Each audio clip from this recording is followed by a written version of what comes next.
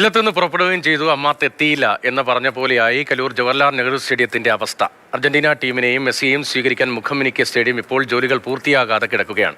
Kaloor stadium നവീകരിച്ച് FIFA നിലവാരത്തിലേക്ക് ഉയർത്തി കൈമാറുന്ന സ്പോൺസറുടെ അവകാശവാദം അപ്പാടെ പാളിപ്പോയി.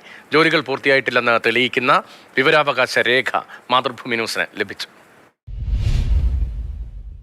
ഇങ്ങനെ ആയിരുന്നോ കൊച്ചി സ്റ്റേഡിയം ഉണ്ടായിരുന്നത്? ഒരു കാട് മൂടി പറിച്ചൊരു പേതാലയം പോകുന്ന കിടന്ന സാധനത്തിൻ്റെ അകത്ത് ഇവിടെ ഇത് ഇത്രയും വെളിച്ചം വന്നില്ലേ, ഇത്രയും വൃത്തിയായില്ലേ? ഞാനതാ പറയുന്നത്. നവംബർ മാസം 30-ാം തീയതി നിങ്ങൾ വന്ന് നോക്കൂ. കൊച്ചി സ്റ്റേഡിയം ഒരു ഇൻ്റർനാഷണൽ ലെവൽ ഫിഫ അപ്രൂവ്ഡ് ഉണ്ടാവും. അതെൻ്റെ വാക്കാണ്. നിങ്ങൾക്ക് ഇൻ്റർനാഷണൽ ലെവലിൽ ഫിഫ അപ്രൂവൽ കിട്ടിയ സ്റ്റേഡിയം ഇല്ലെങ്കിൽ നിങ്ങൾ പറയുന്ന പണി ഞാൻ എടുക്കും. അർജന്റീനയുടെ കേരളത്തിലെ മത്സരവുമായി ബന്ധപ്പെട്ട് വലിയ അവകാശവാദങ്ങളാണ് സ്പോൺസർ ഉന്നയിച്ചത്. മത്സരം മാറിയപ്പോഴും അദ്ദേഹം അത് തുടർന്നു.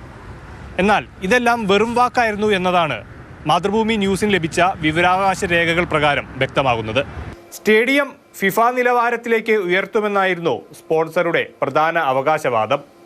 എന്നാൽ ഇത് സംബന്ധിച്ച ചോദ്യത്തിന് വിവരാവകാശ പ്രകാരം GCDAയിൽ നിന്ന് ലഭിച്ച മറുപടി പരിശോധന നടന്നിട്ടില്ല എന്ന്. മാത്രമല്ല, ഫിഫ അംഗീകാരത്തിനായുള്ള ഒരു നടപടിയോ പരിശോധനയോ GCDAയുടെ അറിവോടെ നടന്നിട്ടില്ലെന്നും വിവരാവകാശത്തിലുണ്ട്. സ്റ്റേഡിയത്തിന്റെ നവീകരണം ഒട്ടും സുതാര്യമല്ലെന്നും വിവരാവകാശ രേഖ വ്യക്തമാക്കുന്നു. സ്പോൺസർ ചെലവാക്കിയ തുക എത്രയെന്ന് ഇതുവരെ കണക്കാക്കിയിട്ടില്ല. ചെലവഴിച്ച തുകയുടെ രേഖകൾ ഒന്നും തന്നെ സ്പോൺസർ GCDAയ്ക്ക് കൈമാറിയിട്ടുമില്ല. നവംബർ 30-ന് ജോലികൾ തീർത്ത് സ്റ്റേഡിയം കൈമാറുമെന്നായിരുന്നു അന്ന് സ്പോൺസർ പറഞ്ഞത്. പക്ഷേ ജനുവരി 19-ന് ലഭിച്ച വിവരാവകാശ രേഖകൾ പ്രകാരം ജോലികൾ പൂർത്തിയായിട്ടില്ല എന്ന് GCDA.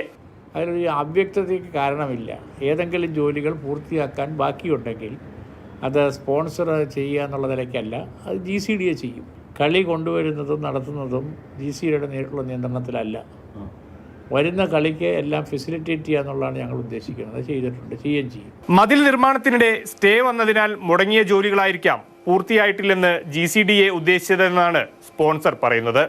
ഫിഫ മത്സരത്തിന് വേണ്ട കാര്യങ്ങൾ ചെയ്തിട്ടുണ്ടെന്നും ഫിഫ മാനദണ്ഡം പൂർത്തീകരിച്ചതിന് അനുമതിയായെന്ന് കരുതുന്നു എന്നും സ്പോൺസർ പറഞ്ഞു. എന്നാൽ ഫിഫ അനുമതിക്ക് വേണ്ട നടപടികളുമായി ആരും സമീപിച്ചിട്ടില്ലെന്നാണ് അഖിലേന്ത്യാ ഫുട്ബോൾ ഫെഡറേഷൻ അധികൃതർ പ്രതികരിച്ചത്. ഏറ്റവും ഒടുവിൽ പുറത്തുവരുന്ന വിവരപ്രകാരം ഈ മാർച്ചിലും അർജന്റീനയോ മെസ്സിയോ കേരളത്തിലേക്ക് എത്തില്ല. സ്റ്റേഡിയത്തിലെ ജോലികൾ ഇനിയും പൂർത്തിയാക്കാനുണ്ട് എന്നുള്ളതാണ് രേഖകളിൽ നിന്നും വ്യക്തമാകുന്നത്. ബന്ധപ്പെട്ടവർ ഇതിന് മറുപടി പറഞ്ഞേ തീരൂ. വിഷ്ണുപ്രകാശ്, മാതൃഭൂമി ന്യൂസ്.